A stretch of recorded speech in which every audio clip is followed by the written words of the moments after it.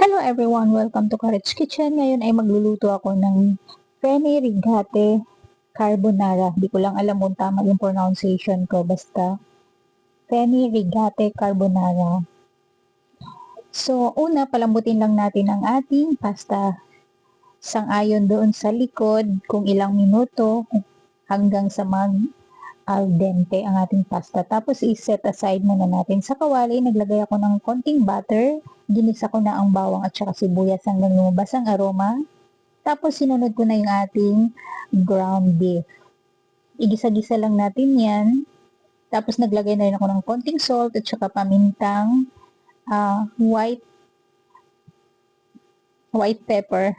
Nabulol na ako. Pamintang puti or white pepper. Tapos, naglagay na rin ako ng carbonara sauce. Isang pack na carbonara sauce, yung 200 ml at saka kalahating Nestle cream or all-purpose cream. So, tapos ilagay na natin ang ating pasta na penne rigate. Tapos mag-add kayo ng cheese kung anong cheese na gusto niyo. So, ganun lang kasimple. Thank you for watching and God bless everyone. Please follow and subscribe to my channel.